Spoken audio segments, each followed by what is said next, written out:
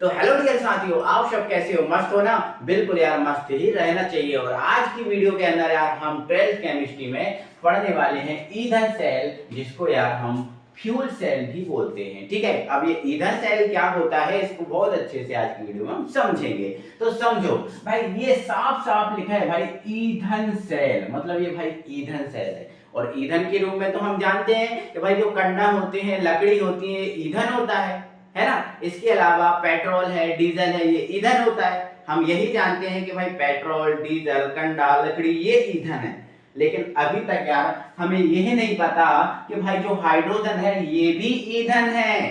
ठीक है, हमें ये नहीं पता कि भाई जो मेथेन है, CH4 मेथेन है, ये भी ईंधन है। और भाई जो कार्बन मोनोऑक्साइड है ये भी ईंधन है।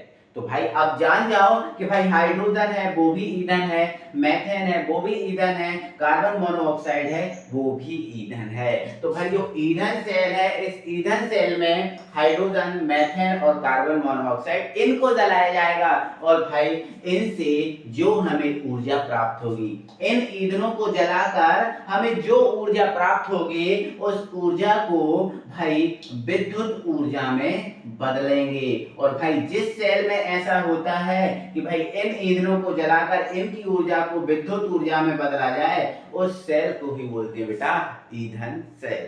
तो साफ साफ लिखा है भाई, ऐसे सेल जिसमें hydrogen, methane CH4, carbon monoxide CO, etcetera इस टाइप का और कुछ आदि ईंधनों को जलाकर इनकी रासायनिक ऊर्जा, देखो अब जब जलाएंगे तो ये रासायनिक पदार्थ है ना, तो इनसे जो ऊर्जा मिलेगी वो रासायनिक ऊर्जा होगी कि नहीं होगी? हाँ, इनकी रासायनिक ऊर्जा को भाई विद्युत ऊर्जा में बदला जाए। किसमें बदला जाए? विद्युत ऊर्जा में। इनको जलाएंगे, इनकी रासायनिक ऊर्जा को विद्युत ऊर्जा में बदलेंगे। ठीक है, ऐसा जो करेगा उसे हम बोलेंगे ईंधन सेल। ठीक है, हाँ सर, ये तो समझ गए कि सर ईंधन सेल में इनको जलाया जाएगा, इनकी रासायनिक ऊर्जा को विद्युत ऊर्जा में बदला जाएगा। ठीक है, कोई दिक्कत नहीं सर। अब ये सेल बनता कैसे तो बिल्कुल बताऊंगा, टेंशन नहीं लेना। पहले उदाहरण देख लो। उदाहरण है भाई H2O2 सेल, मतलब अगर हाइड्रोजन को जलाया जाएगा तो वो H2O2 सेल के नाम से जाना जाएगा। अगर प्रोपेन को जलाया जाएगा तो वो प्रोपेन ऑक्सीजन सेल के नाम से जाना जाएगा। अगर मेथेनॉल को जलाया जाएगा तो मेथेन ऑक्सीजन सेल के नाम से जाना जाएगा। मेथेन को जलाया जाएगा तो भाई ये मेथेन ऑक्सीजन सेल कहलाएगा। कार्बन मोनोऑक्साइड को जलाएंगे तो कार्बन मोनोऑक्साइड ऑक्सीजन सेल होगा। समझ गए ना? तो ये सेल के क्या होंगे? इसके एग्जाम्पल होंगे। क्लियर है?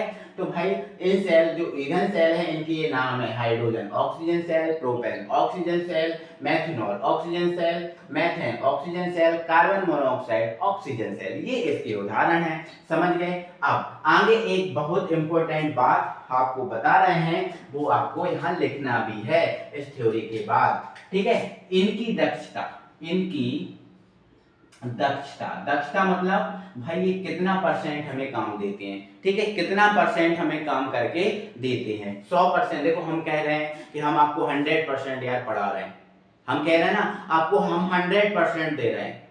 जो हम पढ़ा रहे हैं वो पूरा पेपर में छपने वाला है, वो सब आएगा। हम जो पढ़ा रहे हैं उनमें से ही पेपर में आएगा, मतलब हम 100% दे रहे हैं। ठीक है, लेकिन ये जो सेल है इसकी दक्षता होती है भाई 74%। तो लेकिन ना इनकी दक्षता 74% होती है। मतलब अगर हम 100% अगर इनको जलाते हैं तो इनसे हमें केवल 74% ही काम मिल पाता है। बाकी जो आपका 26% होता है वो आपका व्यर्थ चला जाता है, जल जाता है। ठीक है, ध्यान रखना, ये केवल जो हम इनको देते हैं उनमें से केवल 74% हमें देते हैं। ठीक है, मतलब इनकी दक्षता है वो 74% होती है। ठीक है, अब आओ बनाते हैं इस सेल को। तो भाई अगर इस सेल को बनाना है तो इसमें भाई ये दिख रहे हैं ना इस टाइप के, ये ऐसे और बना दे रहा हूं। इसमें यार ये जो दिख रहा है ना, ये सरंध्र कार्बन, सरंध्र मतलब जिसमें छोटे छोटे क्या हो बेटा? छिद्र हो। सरंध्र का मतलब क्या होता है? जिसमें छोटे छोटे क्या हो? छिद्र हो, उसे हम बोलते हैं सरंध्र। ठीक है, तो बेटा क्या होता है, ये जो दिख रहा है ना इसमें सरंध्र कार्बन की इलेक्ट्रोड होती है। मतलब ये जो दिख रहे हैं ये दोनों क्या है बेटा? इलेक्ट्रोड है। ठीक है, क्या है? इलेक्ट्रोड। और कौन से कार्बन के इलेक्ट्रॉन है? सरंध्र कार्बन, सरंध्र कार्बन। अब सरंध्र कार्बन क्या होता है, जिसमें छोटे छोटे क्या हो क्षेत्र हो, उसे सरंध्र कार्बन कहते हैं। तो बेटा इसमें सरंध्र कार्बन की क्या होती है, 2 इलेक्ट्रोड जो आपको दिख रहे होंगे, ठीक है। अब इन इलेक्ट्रोड पर बेटा हम आगे क्या करते हैं, प्लेटिनम तार को लपेट देते हैं। किसको लपेट देते हैं, प्लेटिनम तार को। तो ये हमने इसके ऊपर प्लेटिनम तार को लपेट दिया। अब बोलोगे सर ये प्लेटिनम तार क्यों लपेट देते हैं, तो बता रहे हैं प्लेटिनम तार बेटा यहाँ उत्प्रेरक का काम करता है, मतलब धारा को प्रवाह होने में मदद करता है, अच्छी धारा इसमें प्रवाहित होती रहती है, इसलिए प्लेटिनम तार को लपेट दिया जाता है, ठीक है। तो इसके ऊपर हम क्या लपेट देते हैं, प्लेटिनम तार। तो ये लपेट दिया हमने इसके ऊपर प्लेटिनम तार, इस पे भी थोड़ा हम कलर कर देंगे, ठीक है। ये हमने प्लेटिनम तार इसके ऊपर लपेट दिया।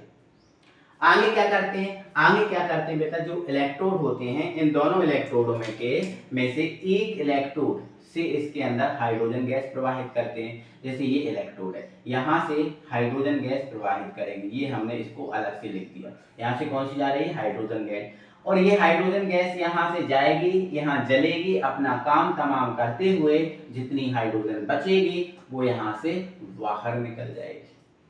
अब हाइड्रोजन को जलाना है तो देखो आपको पता है कोई भी चीज बिना ऑक्सीजन के तो जलती नहीं है, बिना ऑक्सीजन के कभी जल नहीं सकती। तो भाई इस तरफ से ये वाला इलेक्ट्रोड दिख रहा है ना, इस इलेक्ट्रोड से हम इसमें भेजते हैं ऑक्सीजन गैस। कौन सी गैस, ऑक्सीजन गैस। अब ये ऑक्सीजन गैस यहाँ से जाएगी, यहाँ से हाइड्रोजन आएगी, दोनों जलेंगे और जल के जो भी ऑक्सीजन बच जाएगी वो यहाँ से, ये ऑक्सीजन यहाँ से वापस हो जाएगी। क्लियर है। ये इस टाइप के हम इलेक्ट्रोड बनाते हैं सरंध्र कार्बन के, जिस पर प्लेटिनम तार का लपेट देते हैं जो उत्प्रेरक का कार्य करता है। आगे हम क्या करते हैं बेटा, एक इलेक्ट्रोड से हाइड्रोजन गैस प्रवाहित करते हैं, दूसरे इलेक्ट्रोड से ऑक्सीजन गैस प्रवाहित करेंगे, ठीक है। और आगे हम क्या करेंगे, ये दोनों इलेक्ट्रोड हैं, इन दोनों इलेक्ट्रोडों को हम तार की सहायता से, किसकी सहायता से बेटा, तार की सहायता से एक बल्ब द्वारा जोड़ देते हैं, ठीक है। ये एक तार लगा दिया, तार की सहायता से हमने इन दोनों इलेक्ट्रोड को बल्ब द्वारा जोड़ दिया। अच्छा ऐसा क्यों करते हैं, ऐसा इसलिए करते हैं क्योंकि जब ये सेल धारा प्रवाहित करेगा, विद्युत धारा प्रवाहित करने लगेगा, तो ये जो बल्ब दिख रहा है ना भाई, ये जो बल्ब दिख रहा है ना, ये बल्ब जलने लगेगा, और जलने लगेगा तो हमें पता चल जाएगा कि भाई इसमें धारा आ गई है, ठीक है। क्लियर है। अब आगे सुनो, आगे हम क्या करते हैं बेटा, इसके अंदर जो है ना, ये आप देखो विद्युत अपघट्ट भी डालते हैं, है ना। तो विद्युत अपघट्ट के रूप में इसमें क्या डाल देते हैं, तो इसमें विद्युत अपघट्ट के रूप में डालते हैं अम्ल या क्षार मिश्रित जल, अम्ल या क्षार मिश्रित जल भर देते हैं, ठीक है। क्या भरते हैं, जल भरते हैं, लेकिन उस जल के अंदर हम क्या डाल देते हैं, थोड़ा सा अम्ल डाल देते हैं या फिर क्षार। अम्ल हो आपके पास तो अम्ल डाल देना, क्षार हो आपके पास तो क्षार डाल देना, बस। तो ये विद्युत अपघट्ट का कार्य करता है, ठीक है। अब एक जो इलेक्ट्रोड है वो एनोड का काम करता है, तो ये वाला किसका काम करेगा, मान लेते हैं एनोड का। और एनोड कैसा होता है, प्राथमिक सेल की तरह काम करता है, तो प्राथमिक सेल में एनोड होता है ऋणात्मक, और ये वाला जो ये वाला इलेक्ट्रोड है ये कैथोड की तरह काम करेगा, और भाई ये पॉजिटिव होगा। कैसा होगा, पॉजिटिव। एनोड पर ऑक्सीकरण होगा, कैथोड पर अपचयन होगा। क्लियर हो गया, समझ में आपको आ गया, आ गया कि नहीं आ गया। तो एक बार जल्दी से इसकी थ्योरी मिलाओ, क्या मिलाओगे भाई, थ्योरी में आपको क्या करना है भाई, ईंधन सेल में सरंध्र कार्बन के 2 इलेक्ट्रोड होते हैं, ये 2 इलेक्ट्रोड हैं जिन पर प्लेटिनम तार को लपेट दिया जाता है। ये जो प्लेटिनम तार है इसको, ये प्लेटिनम तार है, ठीक है। मैं यहाँ एरो करके लिख दे रहा हूँ, ये कौन सा तार है बेटा, ये प्लेटिनम तार है, पीटी का तार, प्लेटिनम तार लपेट दिया जाता है जो उत्प्रेरक का कार्य करता है, ठीक है। अब आगे हम क्या करते हैं, सेल के मध्य में अम्ल या क्षार मिश्रित जल भर देते हैं। सेल के जो मध्य है, मध्य में मतलब यहाँ पर अम्ल या क्षार मिश्रित जल भर देते हैं, ठीक है।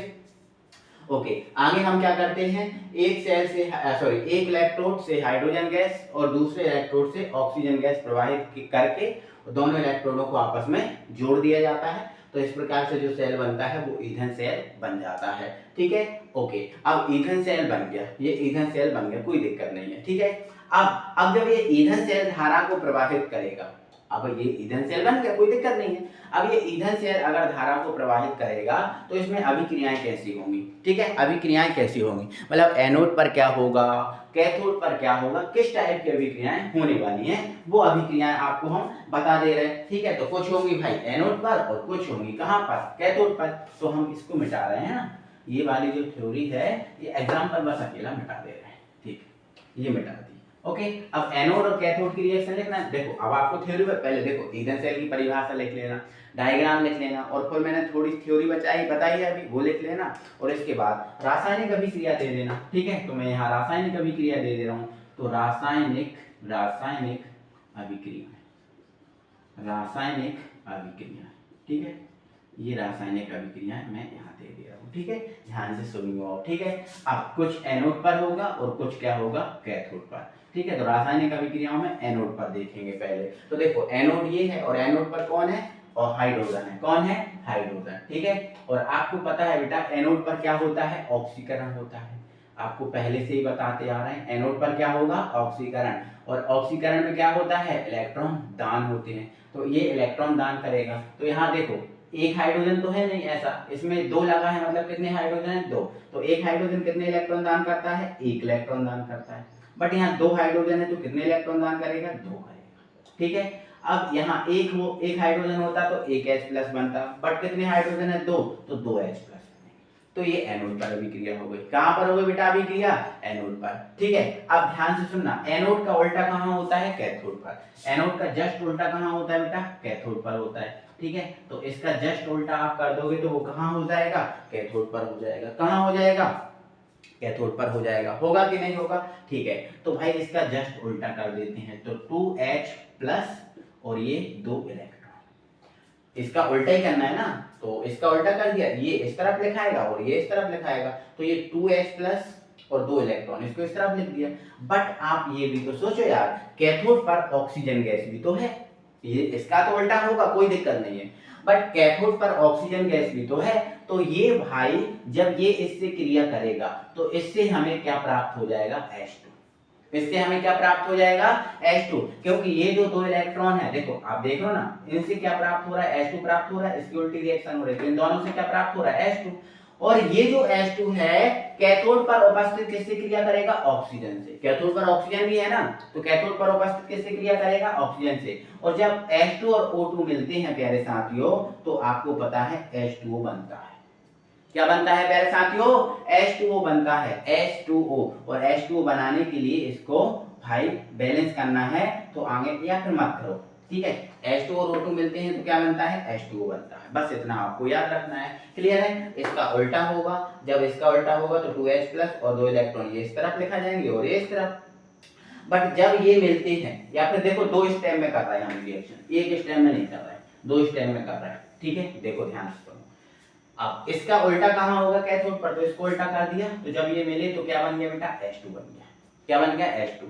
तो ये कैथोड पर बना, ये H2 कहां बना है, कैथोड पर बना है, ये इसका उल्टा कर दिया, जस्ट कैथोड पर बना और H2, बट यार कैथोड पर ऑक्सीजन भी तो है, तो ये जो H2 कैथोड पर बना है, ये H2 किससे क्रिया करेगा, ऑक्सीजन से क्रिया करेगा, और ऑक्सीजन से क्रिया करके क्या बना देगा, H2O बना देगा, क्या बना देगा, H2O बना देगा, क्लियर है। अब ये H2O बन गया, क्योंकि H2 और O2 मिलते हैं तो H2O ही बनता है। अब इसको बैलेंस करना है, तो भाई अगर बैलेंस करेंगे तो भाई यहाँ कितने H हैं, दो, यहाँ कितने हैं, दो, यहाँ ऑक्सीजन कितने हैं, दो, यहाँ कितना है, एक, तो दो बनाने के लिए दो।